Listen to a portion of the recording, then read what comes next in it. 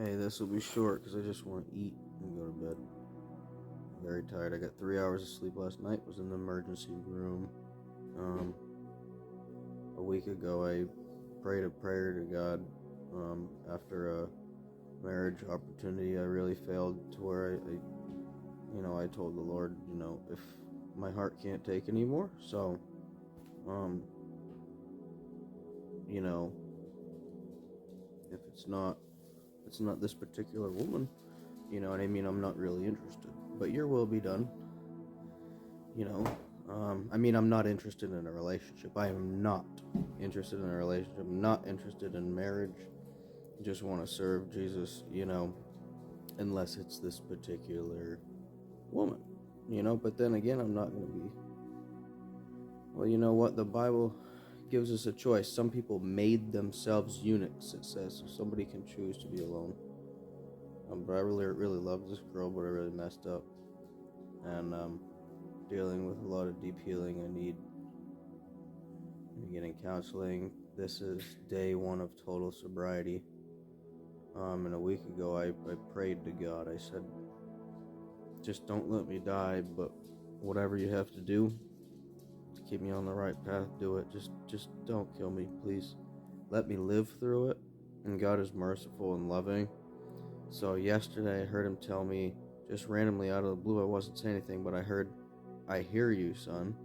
And then I was praying relentlessly, repenting of my sins and all that on the way to the emergency room. I had 7 vascular migraines back to back, where you'll feel like it's like a tiny wire inside your skin, 2 people on either side pulling as tight as you can. That's what happens when you're so dehydrated that your veins start getting tight. Panic attacks, vascular migraines. It's extremely dangerous and it can lead to a stroke. So I had 7 in a row last night. Anyway, okay, God's healing me. It feels like my brain's short-circuiting because I'm having withdrawals. It's drinking, marijuana, and nicotine. I don't really have any reason to hide. This is the first time in my life I'm being open with other Christians. I'm being open with people who don't believe in Jesus alike. When I evangelize, I'm being honest. I've accepted whatever consequences come my way. I have 2 court cases from my past coming up in July. One of them, I could possibly become a felon. You know what I mean? Like, I've done a lot of this stuff to myself, and I believe God will have mercy. But he had to scare me. See, that's a loving father, and we don't talk about that now. We don't talk about that. We just want to talk about love and grace all day and night, but we don't want to talk about justice. We don't want to talk about, any of the other stuff. But he will allow you to go through extremely difficult things in order to protect you, in order to save you. And I told God, I'm like, I don't want to do this anymore. I'm doing the same thing. I'm wasting my money again. So do whatever you have to do, Besides death itself, I will accept it, whatever you do. And that's what happened last night. So anyway, drank tons and tons and tons and tons of water. Been trying to eat mostly healthy food. I have an addictive personality. So I had a couple sodas today and no more energy drinks because those are also very dangerous. And I truly believe, because I'm not 18 anymore, I'm 29. Still young, but at the same time, I don't think that my body, I don't think my body can take any substances, guys. I mean, going up the stairs sometimes is hard to breathe. You know what I mean? And stuff like that. Like, listen, everything will come back because I'm young. You know what I mean? But if I go back to anything at all, and I had PTSD today about it. I was checking my veins because my veins would get tight. They would swell up with blood. My blood pressure would be in stroke zone. And then after like a minute, it would calm back down, man. And I'd have a panic attack. It was really, really like indescribable. Just like my stuff from years ago that scared me straight away from hard drugs. I'm sure you can see it in my eyes. These are things I'm very scared of now. Last night was very hard. I can't describe it. And about half the day, just that residual fear and PTSD and flashbacks made it very difficult to get through the workday. And I also only got 3 hours of sleep. So anyway, I'm confessing my sins boldly in front of everybody. I need healing, guys.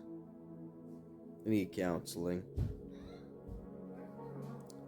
I need prayer. And I love you guys. I'm still very active in evangelism because it's the only thing that can save anybody. So I don't understand. Like, for me, I feel an urgency, like I have to tell people. I have to. That's just my personal calling. You know, it keeps me busy. Work keeps me busy, and, you know, God reminded me of a book and a radio sermon I heard a while ago. This lady wrote a book because she had been dealing with it her whole life, beating herself up. And it's called Break Up with Perfect. So anyway, I was in the cooler today, and I just smashed my hand. And I swore just right away. And it's been less, you know what I mean, lately. But it's still not very good. But anyway, I was instantly feeling terrible with myself, and then nope, it just came to my mind. A couple seconds later, I said out loud, I'm like, no, break up with perfect. And I moved on. You know what I mean? So, look at the steps of progress that you are taking. You know what I mean? And appreciate those about yourself. It's not prideful, you know, and feel good and confident about yourself. You know what I mean? Just don't let it turn into pride. But this is extremely hard. I'm quite sure there's some imbalances going on chemically. My body's used to releasing serotonin and dopamine off substances, you know? So there's a lot of very weird sensations in my body, my brain. It can slightly be hard to think sometimes. I'm confused for no reason. All this stuff happens, you know, when you're withdrawing. And for me, at least, it's about 4 or 5 days. I've been through this a few times, but I've never been scared like I am now, or having flashbacks, and checking myself all the time to make sure I'm okay. You know what I mean? Because of that experience. So anyway, this will also be something good for me to look back on, to remind myself of, and just get the name of Jesus out there and stay close to him and keep fighting this fight, man. You know? So, I love you guys, and God bless.